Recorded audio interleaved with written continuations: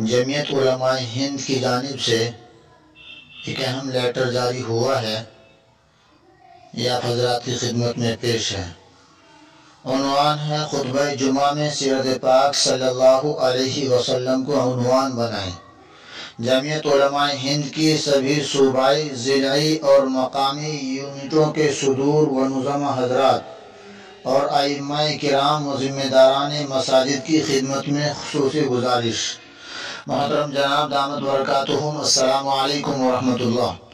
آقا نامدار افضل الانبیاء ہادی عالم پیغمبر اسلام حضرت محمد صلی اللہ علیہ وسلم تمام دنیا کے انسانوں کے لیے سراپا رحمت بنا کر بھیجے گئے۔ آپ کی ذات اقدس و آفتاب ہدایت تھی جس سے لاکھوں چراغ قیامت تک روشن ہوتے رہیں گے اور دنیا کی چیزیں ان کی روشنی سے منور ہوں گی۔ بلا شبہ آپ کی ذات سے انسانیت کی عظمت قائم ہوئی۔ آپ صلی اللہ علیہ وسلم کی پوری زندگی مودت و رحمت، شفقت و دلداری اور حسن اخلاق کی آئینہ دار رہی ہے۔ موجودہ حالات سے آپ حضرات بخوبی واقف ہیں۔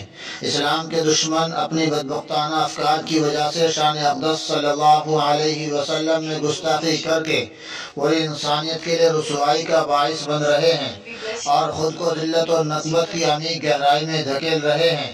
اس موقع پر یہ ہماری ذمہ داری ہے کہ سیرت حسان بن ثابت رضی اللہ تعالی عنہ کی راہ عشق پر چلتے ہوئے مسجدوں کے منبر و محراب سے آپ صلی اللہ علیہ وسلم کی عظمت و رفعت کو بیان کیا جائے اور سیرت کے انسانی و اخلاقی پہلوؤں کو اجاگر کرتے ہوئے دنیا کو مثبت اور حقیقی پیغام سے روشناس کرایا جائے۔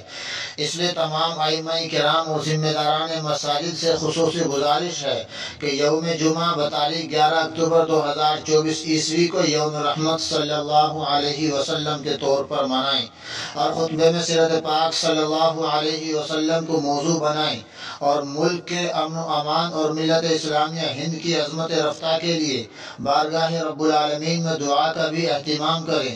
جمعیت علماء ہند کے صوبائی، ضلعی اور مقامی یونٹوں کے صدور و نظماء حضرات سے بھی گزارش ہے کہ اپنے حلقہ اثر کی مساجد کے ذمہ داروں کو متوجہ کریں۔